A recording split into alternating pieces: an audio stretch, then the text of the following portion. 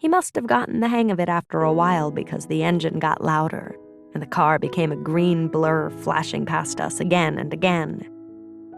"So, how's your little sister?" I asked Brad.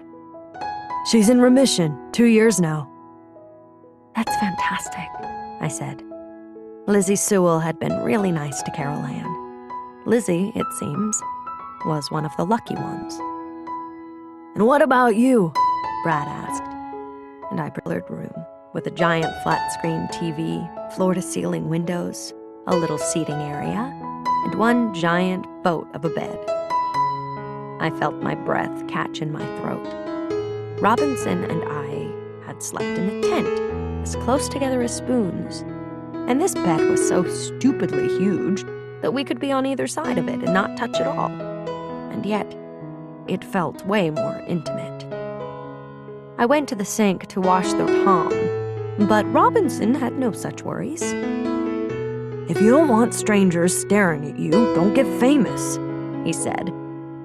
"I guess I should cancel my American Idol audition then." I began to sing "I Will Always Love You," a tough song for a good singer, and a devastating one for someone like me. Robinson yelped and covered his ears. Since we'd bought tickets for the deluxe route, we took our time on the tour, getting off one van, and the sky was the color of persimmons. Robinson turned to me. "Gigi," he began. I threw my arms out and spun around. "If this hasn't proven to you I'm not Gigi anymore," I asked, "what will?" Robinson didn't say anything, but I already had an idea. In one fluid motion, I stripped down to my underwear, tossed my clothes in a heap, and dove into the pool, laid over the sidewalk, and a bunch of people milling around, and a giant banner that said, "Children's Hospital, Los Angeles, celebrating 125 years. I saw the word hospital and my stomach suddenly felt like it was full of stones. "What is this?" I asked. "A benefit," Robinson said brightly. "A party. Major star power because, as you can imagine, no one in Hollywood wants to be accused of not helping sick kids." I squealed. Robinson laughed. "Sorry, I couldn't resist. You're normally a much more subtle thinker." "I hate you," I said, but I was laughing too. I was going 20 miles an hour, and it felt like flying. I was also quickly nearing the edge of the parking lot. "What do I do now?" "Why don't you try turning?" Robinson suggested. "So we don't, I don't know, go barreling into traffic?" I said weakly. I realized I was tapping my feet really quickly on the floor, almost like I was trying to run away inside the car. "Are you speaking English?" he demanded. "Like, even now?" I clenched my hands. It was my first real moment of doubt. Deep, profound doubt, as in, what were we doing? Was this whole trip the worst idea I'd ever had in my life?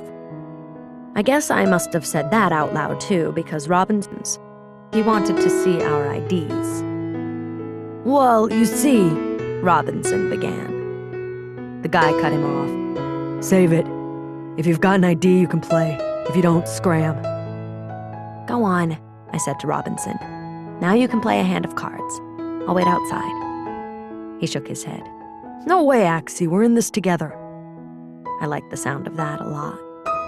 "Okay, what do you want to do now?" God, you two are seriously the cutest things ever. If you aren't together, I don't know what your problem is. Then she handed Robinson a pile of blankets and shoved him toward the door of a bedroom. "The kid on the left snores," she said. "Fair warning." She gave me one last tired, vaguely maternal smile and disappeared into her bedroom. I lay on the soft couch and thought about what she'd said. That if Robinson and I weren't together, she didn't know what. He never missed an opportunity to help someone out. Apparently, he also never missed a chance to kiss someone. Unless that person was me. Chrissy had hopped up onto the counter, and she was looking at him like she was ready to ask him to move in. She might have 2 kids, but she was probably only a few years older than we were. Mason tugged at my leg. Did you know that dead squirrels can eat you? They have very sharp teeth. Dead squirrels are cool. Also, it eats tires, especially if you dump your clutch. But since we aren't in this for long-term ownership. I scrutinized the shoes-peeling paint. I don't know what you're talking about. Robinson sighed, exasperated. I'm talking about a Porsche, Axie, because we're taking one. He pointed to a low black shape 100 yards off. It's an older model, so it won't have a tracking system. Hard to steal car, said. He tried to keep his tone light.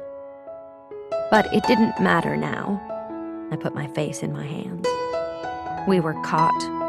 I saw the headlines, the court-appointed lawyer, the hideous orange jumpsuit they'd make me wear. Was I old enough to be tried as an adult? It's going to be okay, Robinson said quietly. Liar, I thought. The officer approached Robinson's window. From my angle, I could see only his... That smile I knew better than it said to me, this is all a game, Axie. No one's going to get hurt. I took a step toward them, and I prayed that he was right. I'm really sorry that I have to do this, Robinson said, turning back to the cop. But you gave me no choice. The cop's face was red and glistening. He was silent, full of brutal but impotent rage. I seemed to have lost, Robinson said as he pulled back onto the main road. For some reason, he was heading back into town. Suddenly, I began to shake. My legs jumped and twitched, and even my teeth were chattering. Had we just done what I thought? Robinson, I said. What? He looked at me, concerned. I can't steal a car right now. My nerves can't take it. No problem, Robinson answered. Tell me pretty lies, look me in the face. Tell me that you love me, even if it's fake.